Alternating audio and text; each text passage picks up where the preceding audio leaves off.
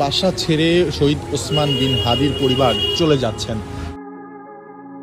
সকলের চোখ আড়াল করে গভীর রাতে হাদির কবরের পাশে শুয়ে কাঁদছিলেন এক নারী।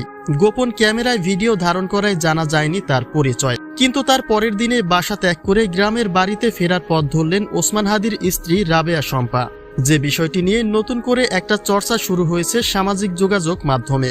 কেননা গভীর রাতে হাদির কবরের পাশে শুয়ে কান্না করা নারী আসলে কে ছিল সেটা জানার কৌতূহল শুভাকাঙ্ক্ষীদের। কেননা একটা সমালোচনা তৈরি হয়েছিল যে হাদির স্ত্রী হাদির প্রতি কেয়ারিং ছিল না, যার ফলে স্বামীর মৃত্যুতেও তাকে দেখা যায়নি।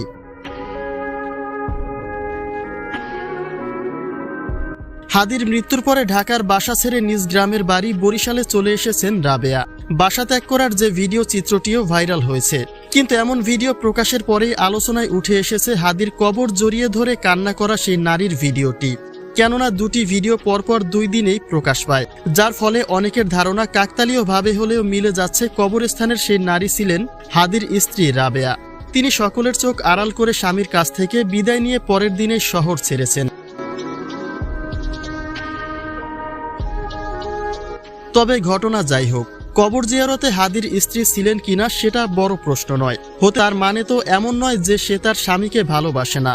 তার কষ্টগুলি 4 দেয়ালে বন্দী হলেও স্বামীর শোকে মানসিক বিপর্যস্ত হয়ে পড়েছেন। তাই হতেই পারে শহর ছাড়ার আগে সকলের আড়াল হয়ে স্বামীর কবর জিয়ারত করেছিলেন রাবেয়া। কেননা গ্রামে ফিরে এসে চাইলেই যখন তখন হাদির কবর জিয়ারতে যেতে পারবেন না তিনি। তবে এটা সন্দেহমূলক একটা ধারণা মাত্র। কবর ছুঁয়ে অঝরে কান্না করা মানুষটি যে কে ছিলেন তার পরিচয় মেলেনি।